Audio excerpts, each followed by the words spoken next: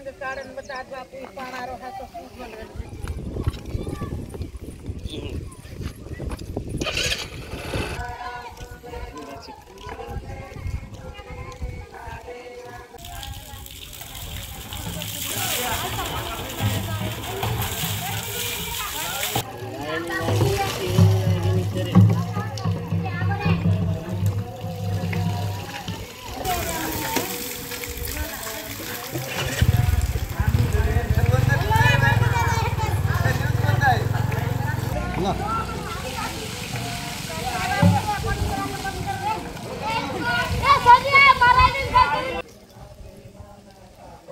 तो अंग कारण बतात बापू पाणारो हातो बन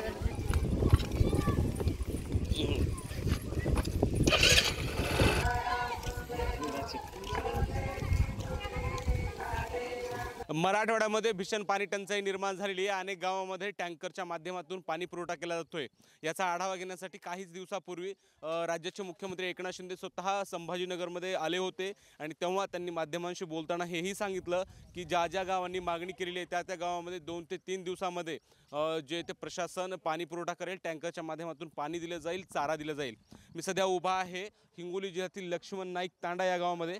आपण बघू शकता ही महिलांची जी गर्दी आहे ना, ही आज या गावानजीक असलेल्या एका विहिरी परिसरामध्ये ही गर्दी आहे। दर 8 दिवसाला इतर एक गावाच्या दूर असलेल्या विहिरीमधून या विहिरीत पाणी सोडलं जातं आणि हेच पाणी घेण्यासाठी नागरिकांची, महिलांची, बालबच्चे कंपनी जी आहे ते सगळेजण या ठिकाणी पाणी घेण्यासाठी येत असतात।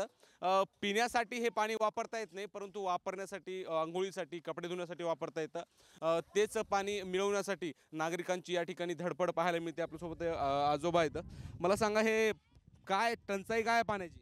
साहेब, अशी टंचाई आहे की महिन्यात 15 दिवसात पाणी सुटते, तेही पण पाणी पिण्याचं नाही, पण आम्हाला मजबुरीनं पाणी भरावं लागते, मजबुरीनं पाणी न्यावं लागते, अशी आमची परिस्थिती आहे। काय कधीपासून पाणी असं भरावं लागतं? ते 8 दिवसामध्ये 1 दिवसात पाणी येतंय। ते पाणी जर ना आल्यावर आम्हाला लई पाण्याची टंचाई आहे।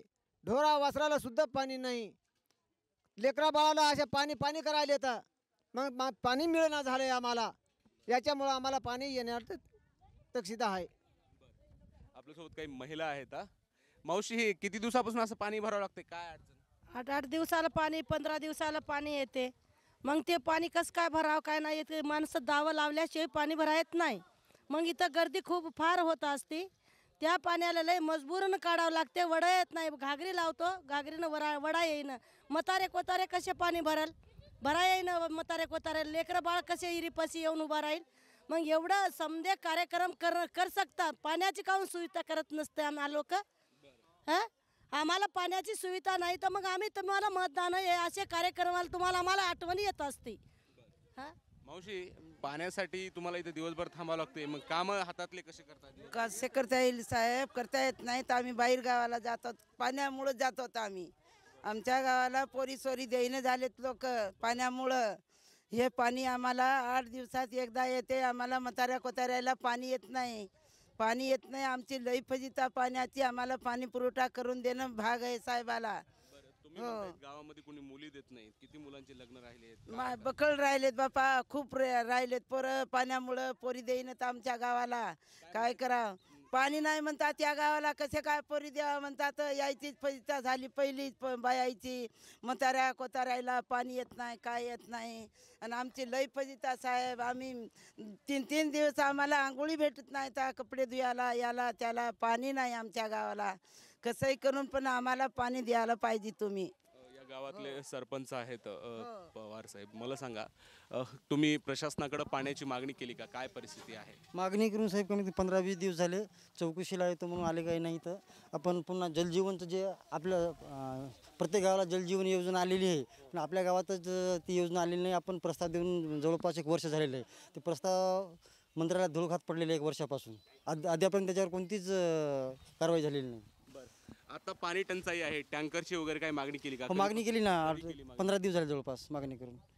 हो, अनेक गावातले लोक पाणी नसल्यामुळे गाव सोडून गेलेत असंही कळते। भरपूर लोक बाहेर कामाला गेलेत, पुणे मुंबईला गेलेत कामाला। जोपर्यंत पावसाळा सुरू होत नाही तोपर्यंत लोक गावाकडे येतच नाहीत।